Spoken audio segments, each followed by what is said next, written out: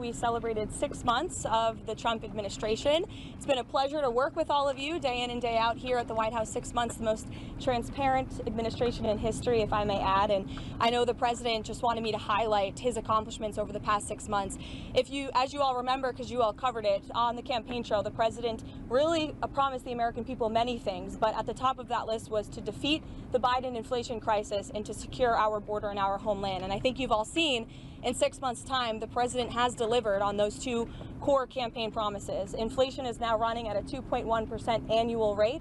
You look at our southern border, look at the numbers. Just last month, 0 illegal aliens were released into our country.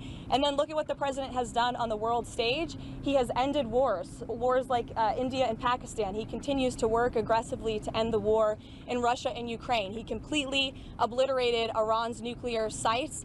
He has continued to hopefully negotiate a ceasefire between Israel and Gaza to end that conflict and release all of the hostages. We've seen many of the hostages released as a result of this president's efforts. And this president is working around the clock every day to deliver on the promises he made. You also look at some of the cultural issues, to abolish DEI from our federal government and our military, to effectively end men and women's sports, which is a huge common sense policy that the American people support.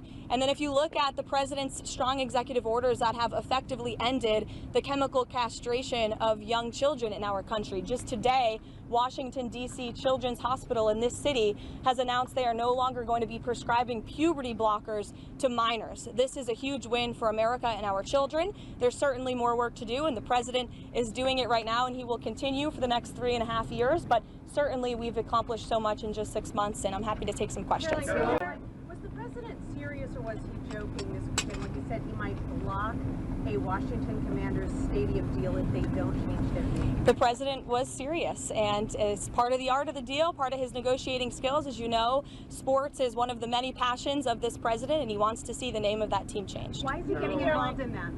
Why does he see that as part of his purview? I think you've seen the president gets involved in a lot of things that most presidents have not. He's a non-traditional president. He likes to see results on behalf of the American people. And if you actually poll this issue with sports fans across the country and even in this city, people actually do support the president's position on this and the name change. Do you have any message for the countries that are planning to attend the two-state solution conference taking place later this month?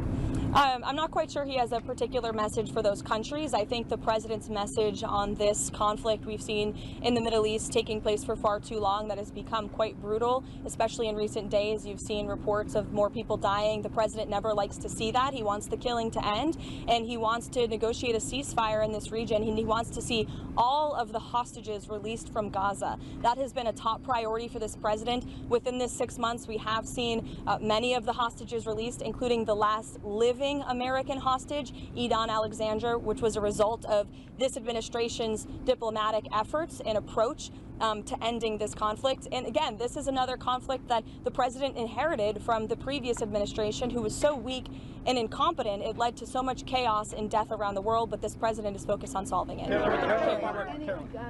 Kelly. You mentioned there also Israel seen stepping up some attacks in Gaza. Has the president expressed his frustration with Netanyahu, and how does this impact the ceasefire negotiations? Well, look, the president enjoys a good working relationship with Prime Minister Bibi Netanyahu and stays in frequent communication with him.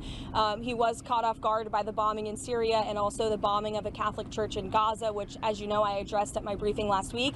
And in both accounts, the president quickly called the prime minister to rectify those situations. And we saw Secretary Rubio intervene when it came to Syria. We saw a de-escalation there. And as for the bombing of the Catholic church in Gaza, the prime minister did put out a statement saying this was an accident, and they deeply regretted that action on behalf of the state of Israel, following his conversation with the president. Is President Trump satisfied with how aid's being distributed in Gaza right now?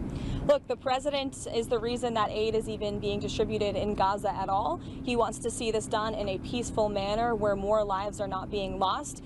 He hated seeing the pictures of starvation of women and children needing that desperately needing that aid, which is why this administration came to a creative solution to bring that aid into the region. And we want to make sure that aid is delivered to people in need, but certainly does not end up in the hands of terrorists. I think both things can be done at the same time. Look, it's a very difficult and complicated situation, again, that the president inherited because of the weakness of the last administration. And I think he should be applauded and the administration should be applauded for coming up with a creative solution to get aid into the region. The president wants to see peace, and he's been pretty clear about that. And our national security team continues to work on this every single day. But of course, it's a very complicated situation. Does President Trump still believe diplomacy can work with Lebanon while Hezbollah keeps its weapons? Look, I think the president wants to see diplomacy work with Lebanon and all of the partners in the Middle East. You know, the president has been very clear when it comes to his priorities for Iran. He obliterated their nuclear capability, and I understand that the administration continues to be open to talks with Iran if we deem them necessary. As for Tom Barrack's trip, I know the president supports him and he's doing a great job in Syria. According to the House Judiciary Committee, the Biden administration sent nearly $1 billion in taxpayer funds to the left organization in Israel to oppose Israeli Prime Minister Benjamin Netanyahu. What is the White House reaction? Well, it's not a surprise to me that the previous administration sent billions of dollars overseas for useless priorities that don't advance America's interests. We've seen a lot of that, which is why this administration has been very focused on clawing a lot of that money back and making sure the American government is spending American tax dollars on America's priorities.